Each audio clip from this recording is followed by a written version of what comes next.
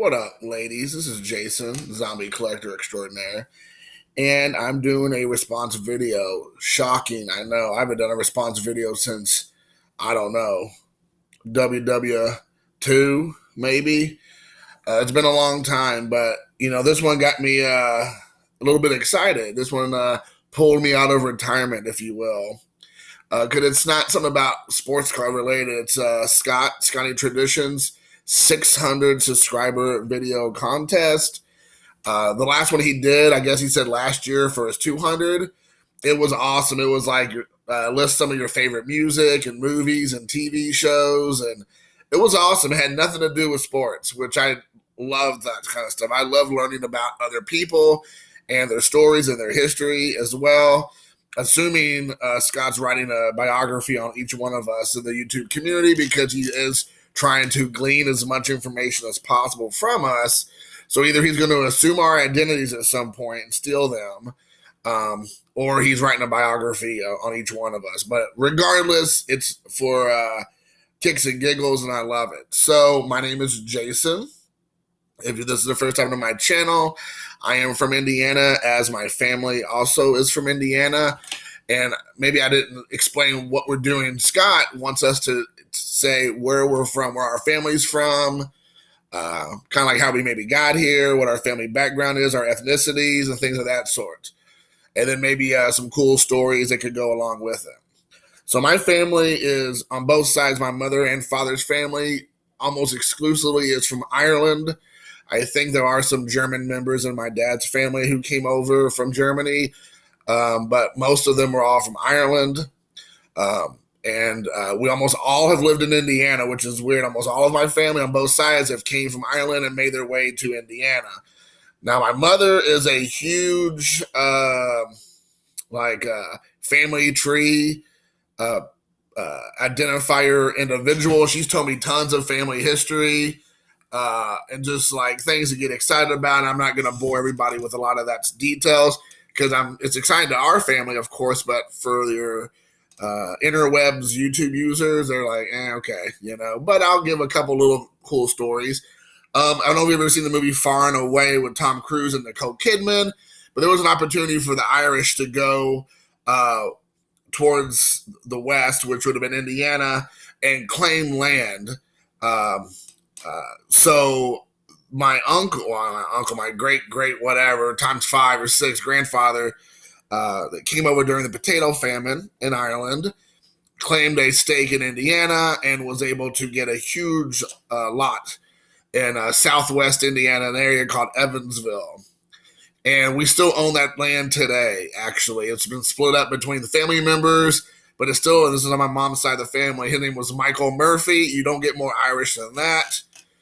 And he married a woman here who also was Irish, and they had a family, and that family land is still in our family on my mom's side. And so, of course, over the years, it's been split and divvied up and whatnot, but we still own the land. Now, my mom owns the land that Michael Murphy still resides on in his cemetery. We have a family cemetery on that land outside of Evansville, Indiana, which is super cool. So we can go now today to see our ancestors because all his family was buried there. So it's kind of cool to see that and know that we can have that connection with them as they came over.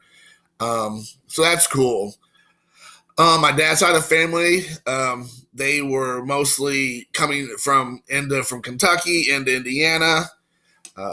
My dad and my mom's side of the families are very strong, pro-Irish heritage. My dad's side is all Catholic. My mom's side is all Protestant. So when they got married in the 70s, that was supposedly some kind of a big deal still back then, that Catholics and Protestants don't intermingle. They shouldn't be together. And so they had to, my grandfather, my mom's side, wasn't happy that she was marrying a Catholic boy. Now it seems almost silly, like that's not even something that anybody would even bat an eye at anymore. But back then, that older generations, it was a problem in their mind. So, you have that. And then the good thing is also in my family is that because of my mom's tracking down of our ancestry and knowing where we're from, she was able to tell me this kind of cool story, and I'll give this to you. During like the 1200s or the 1300s, when the Irish and the English hated each other, and the Irish were being taken over by the English and, being colonized or whatever, sacked, and part of the English or the United Kingdom, part of their their kingdom. My relative apparently was the head doctor for the King of England. Being from Ireland, that was very surprising because, the Irish hated the English, and having the King of England, supposedly top physician, being from Ireland was probably a big deal back then because he was in the close proximity of whacking the king and getting him out of, taking care of him and, throwing him out or whatever, disposing of him on accident. So I know that was a big thing in our family. And I think we're like related to famous people and all that stuff. So you have that as well. But I remember that being a big deal. My mom finding out that information for sure. And then, as most of you all know, my own personal history recently is my son, his mother's Japanese. I used to live in Japan for years.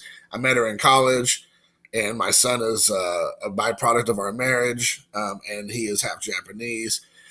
So, the Irish and the Japanese mixing here in America, we'll see what that looks like for our future. I mean, that's definitely America for you, of being the melting pot that we are. And we'll see how that looks. But it's good to see that he's the last one in our family, actually, that has the last name Payne. My brother and sister have kids, but, they're daughters. And then my sister got married and her last name changed. My brother has a daughter.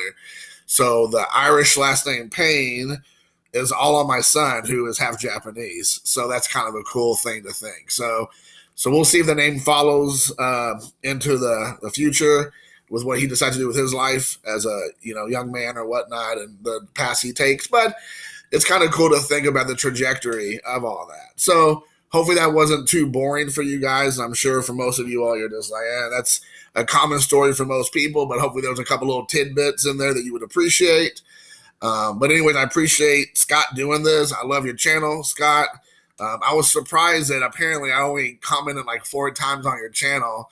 I feel like I watch a lot of your stuff, but I guess not. I saw you scrolled through and saw the comments people left, so I need to do a better job about that. So I do apologize. That's surprising, but maybe because I see you on Facebook all the time, I feel like I'm always interacting in some way, shape, and form.